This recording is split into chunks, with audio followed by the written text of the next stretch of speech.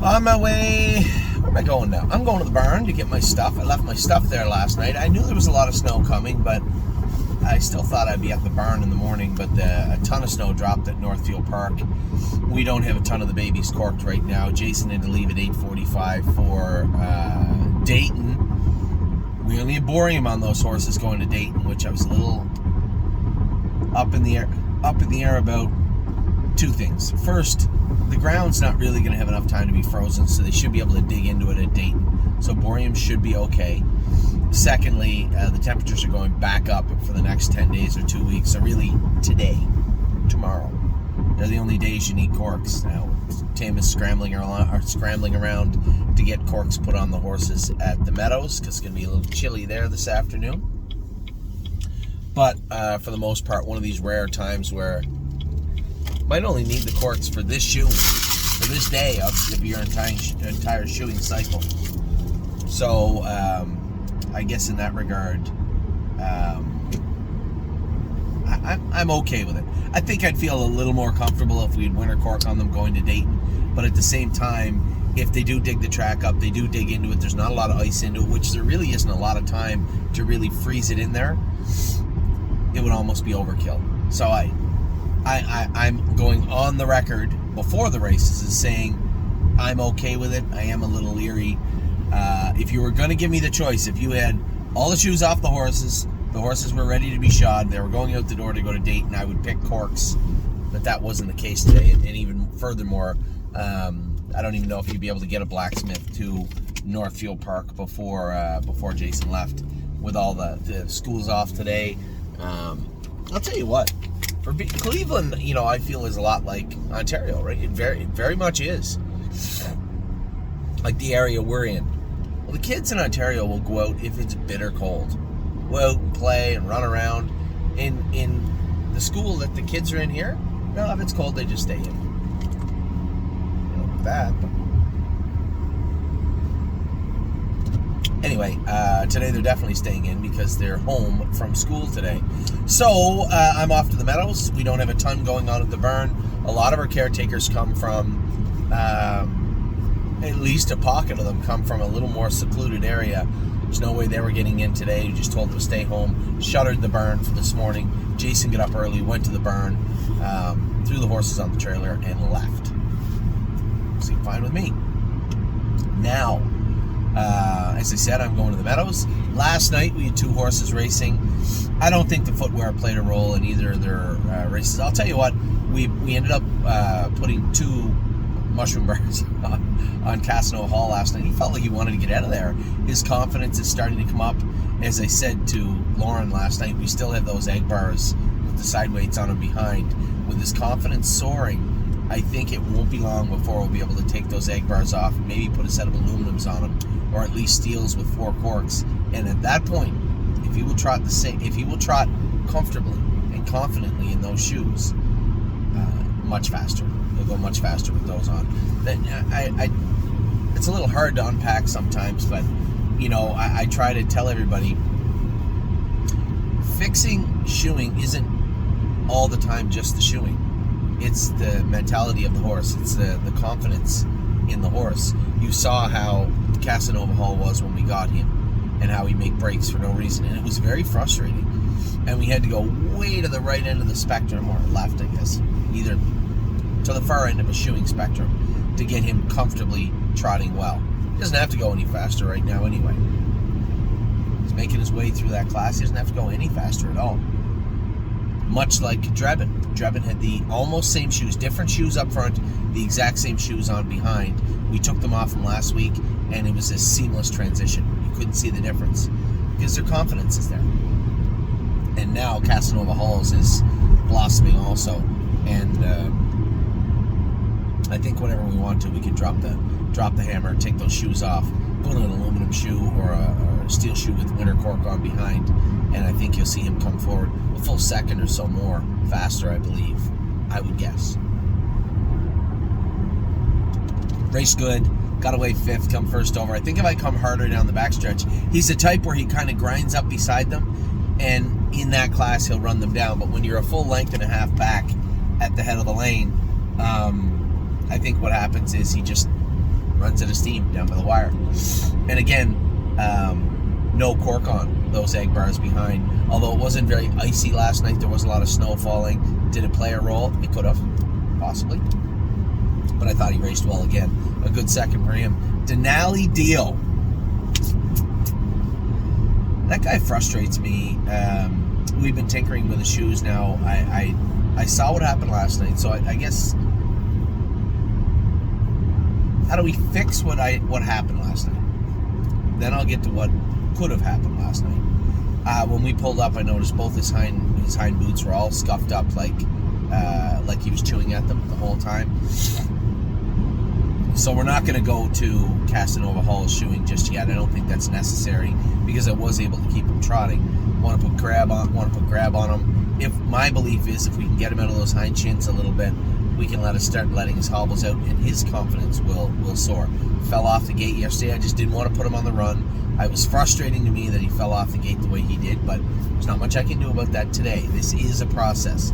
Problem I have is, should have cleared down the backstretch. Hung like a grape down the backstretch, and then allowed 2 horses to go by him down the lane. Now, he was off 30 days or more.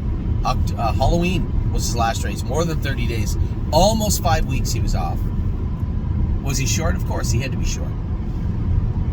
My problem is, does he want it? Does he want to be a horse, or is he just a hanger? I don't know. I mean, regardless of either one he is, he'll do in the classes he's in. But Steve is of the same ilk of me. If he doesn't want to be a racehorse, he doesn't want to come forward and be a better horse than he shows, well, then someone else can race him all winter. He's got talent. He's clearly trotted, I don't know, 54, 55, showed some 56, 57 miles, 28 seconds on the end of it. So where'd that go last night? That's why I'm thinking he might have been a little short anyway. He showed consistent 28 and a piece last quarters, yet I certainly saw no 28-second quarters last night. 5 seconds in the difference, to be exact. Now, there was a huge headwind, but same headwind for everybody. To say the least, I need to see more from that guy if he's going to stay here full-time. Decent horse, but we're looking for horses like Casanova Hall that just continue to march forward.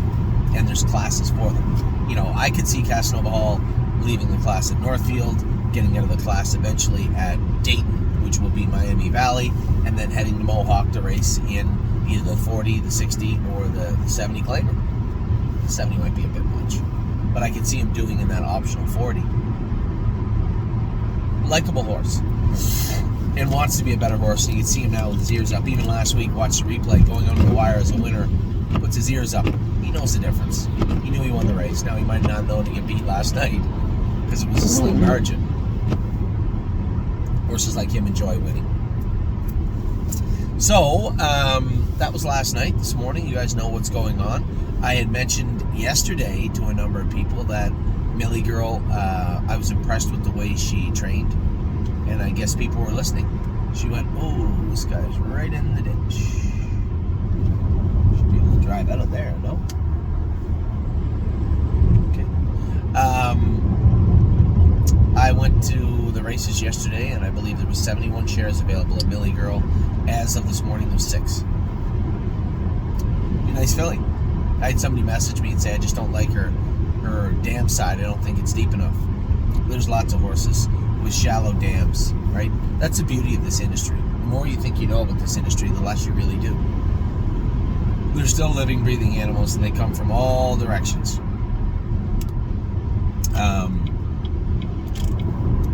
And all I look at is, one, I knew her mother, very fast filly. I can't predict how deep or shallow she's going to be. All I can tell you is she's doing her work very good. In fact, I would say, all things considered, as good or better than everybody in the barn. That's all I have to go by today, right now. Right, I think it's worth noting also, another filly named Gorgeous Package, we had bought for, 4, 5, 6,000 last year at the junk sale. And same type of thing. Wanted to be a good horse, good work ethic. A little rude in the winter, which this filly is not. But when push came to shove, when she got to the track, it was all systems go. And I will take a burn full of gorgeous packages all day long. All they want to do is race, and all they want to do is win. So that is that. I'm happy to bring messages. What I give you an on-the-ground view of what I see every single day. That was the first time I'd maybe ever gone with Millie Girl. Definitely no more than the second time I've ever gone with her, and truly impressed me yesterday. So that was that. Our open house is coming up. I was looking to solidify a date. Now Curtis is super busy this time of year. He gave me 3 dates. December 1st, obviously we're not doing that. December 21st, which I thought, proximity to Christmas, everybody's really busy running around trying to get last minute stuff done. Maybe just a hair too close. And he said December 29th. Now we've never not had our Christmas open house before Christmas. It's always been prior to the 25th. Always. Last year was the latest. I think we had, the 17th or something? 29th's intriguing. Christmas is over. Gifts are put away in the drawers. People are now starting to think of New Year's. Looking to get out and do something. I like it. December 29th it is. That's when we're going to have our open house, December 29th at Northfield Park. I just got confirmation from the racetrack that they can accommodate again. Now the price to us went up a little bit. My only concern was last year we had just shy of 100 people there, but yet we paid for 125. So I would like to spend a week nailing down an RSVP process for the stable, and then accordingly buying the seats for the open house.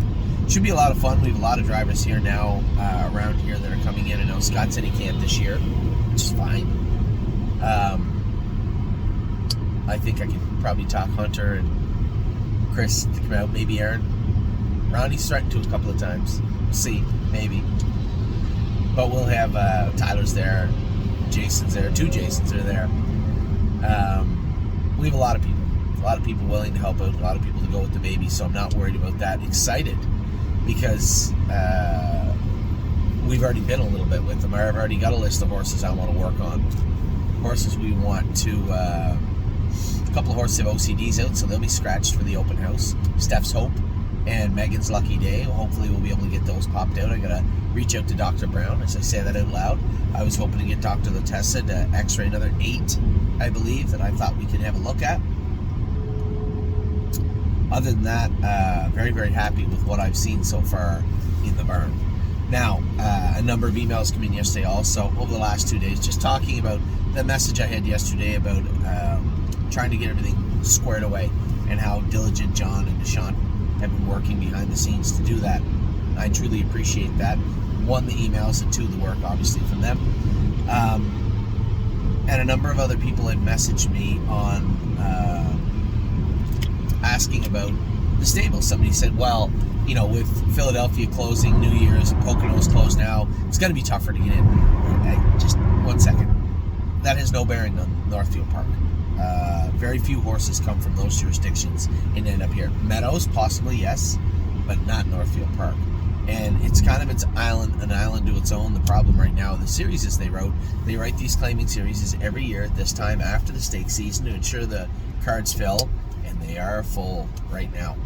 I just don't want to wait another 3 weeks to get our horses in, and that's what predicated the decision to put those horses in the sale on Monday.